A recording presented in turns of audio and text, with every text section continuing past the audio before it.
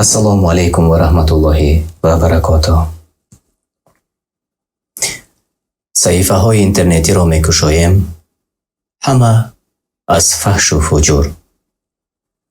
الله پاک است. این چه دنیا شد و ما به کجا رسیدیم؟ به دخترچه 4 ساله تجاوز کردند. عقل در نمیگیرد. با عقل نمیفهمیم چگونه این کار می شود. دختران را کشته و به کدام چاه یا غار در ورزا پرتافتند. الله پاک است. پدر به دختری 16 ساله خود دست دراز کرده است. تجاوز کرده است. عقل نمیتواند که این را درک کند. به کجا رسیدیم؟ این چه دنیای شد؟ نامه خوندم از یک تماشابین. خسور دست زد است به کرین خانه و آن کرین خانه فرزند به دنیا آورده است. پدری حقیقی بیخبر از آن که چند سال پیش فرزند به دنیا آمده است، ولی پدرش خسور است. الله پاک است.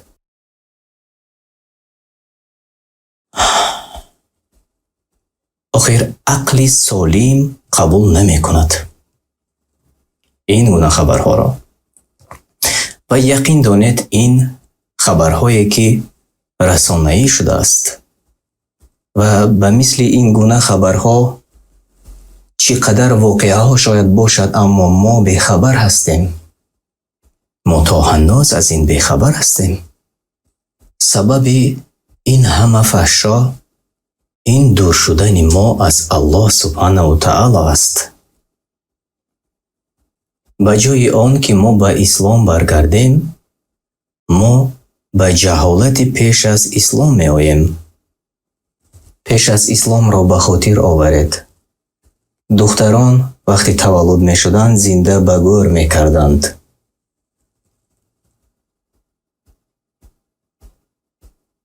زردشتی ها را به خاطر آورید. با دختران خود ازدواج می کردند.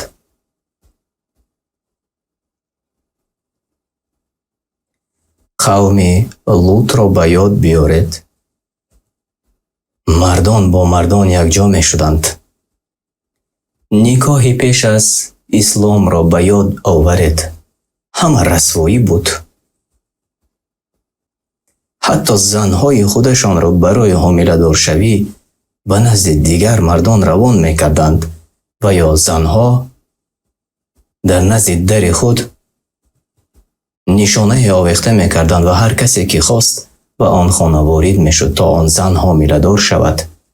و وقتی که تولد می کرد چهره شناسان می آمدند و نگاه می کردند آن کودک به کی مانند است و از روی این پدر آن کودک را انتخاب می کردند.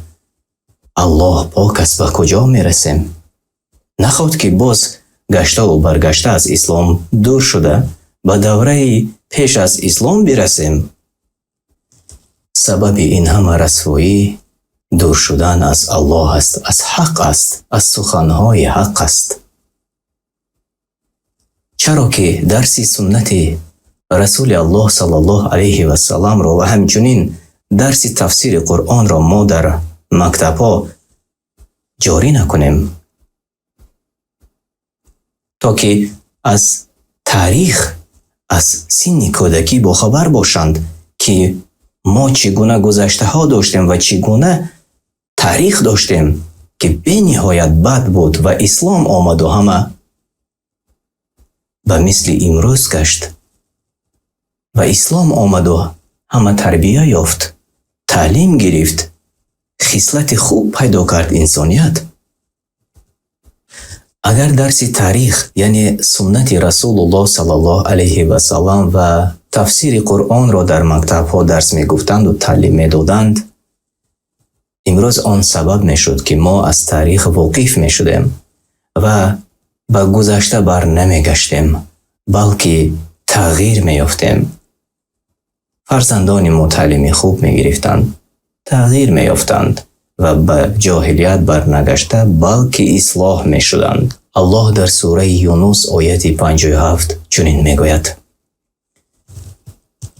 ای مردم، برای شما از جانب پروردگارتان پنده آمد و شفای برای آن بیماری که در دل دارید و رهنما و رحمت برای مؤمنان.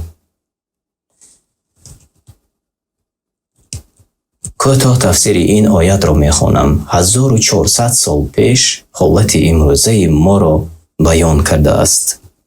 الله تعالی در این آیت با ذکر چند صفتهای خوب قرآن کریم که برای مردم فهمیدن آنها ضرور است تا آنها به این کتاب بی‌نظیر و سرشمار از پند و حکمت رو بیارند و رغبت کنند. جمعی بندگان خود را با ندا خطاب نموده فرموده است که ای مردم، در حقیقت از جانب پروردگار شما اندرس یعنی کتاب آمده است که شما را پند می دهد و از اجرای عملهایی که موجب عذاب الهی و خشم الله است شما را برحذر کنانیده بیم و ترس می دهد. زیرا قرآن کریم برای آنچه در سینه هاست، خصوصا برای کسانی که در دلشان شک و شبهه است و عقیده های باطل دارند و گرفتار مرض عقیدوی گشتند، دوا است، یعنی درمان است. چی است درمان؟ قرآن، کتاب الله است. اگر آنها به قرآن مراجعت کنند به درد خود دوا می‌یابند و نادرستی همه فکرهای باطل را درک می‌کنند.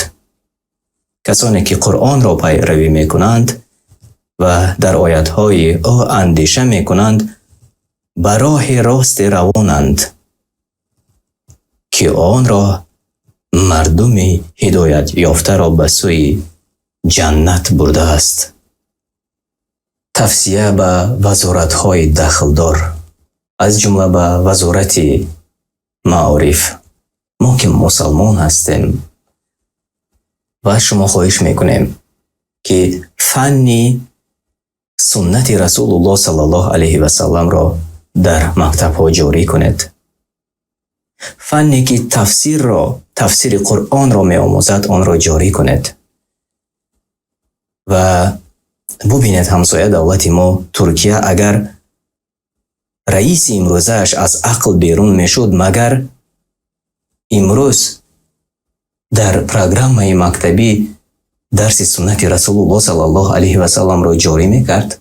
نه، البته این از آن شهادت میدهد که آنها نیاز دارند به سنت رسول الله صلی الله علیه و سلم و آنها نیاز دارند به این گونه درس ها و این گونه درس ها فایده برای ما می آورد، فایده برای آینده ملت می آورد.